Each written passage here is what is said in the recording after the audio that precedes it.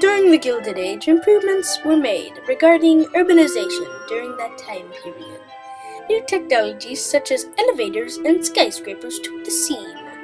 New street lighting and water and sewage systems also came into play, making America an unbelievably wonderful place to live.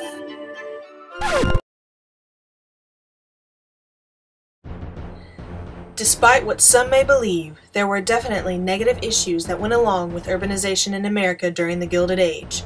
Factors such as poor housing, disease, working conditions, and political scandals attributed to the less than perfect scene during the late 1800s and early 1900s. By the 1900s, a growing 40% of American citizens lived in urbanized areas. The country was shifting from a great agricultural nation to a greater industrial one. Not everything was easy, though. Slums were located in the poor districts of towns.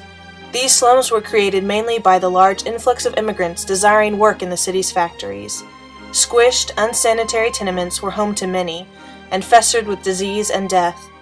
Oftentimes, entire families would be crowded together with access to only one bath that would have to be shared with surrounding families.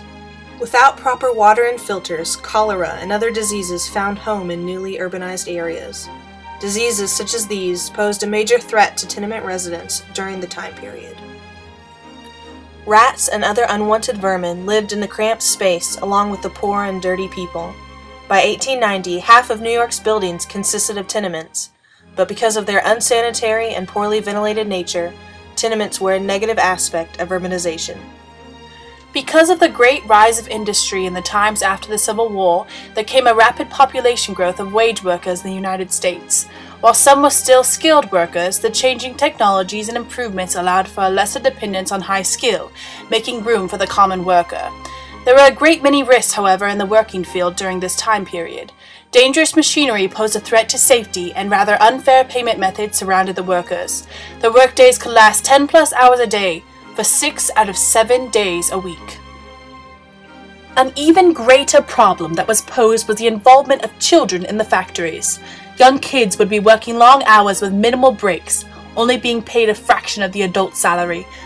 Orphans could be used by their factory owners in exchange for the owner paying for their food and shelter. It wasn't uncommon for children to be beaten by their overseers, or even killed by the heavy machinery. Many things, such as being a little late, resulted in cruel punishments. There were also political issues that arose. Graft, the act of using political power for personal gain, became readily practiced during this time. Political machines thrived as threats. One such machine was Tammany Hall.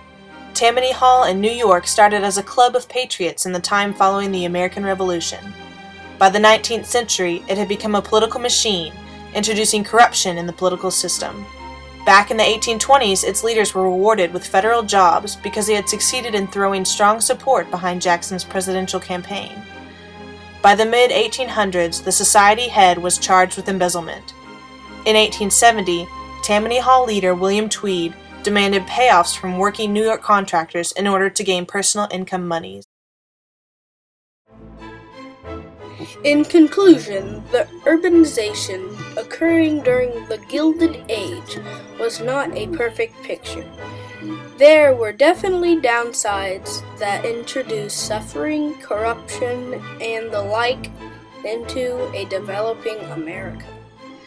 However, all things played a significant part in making the United States the nation she is today.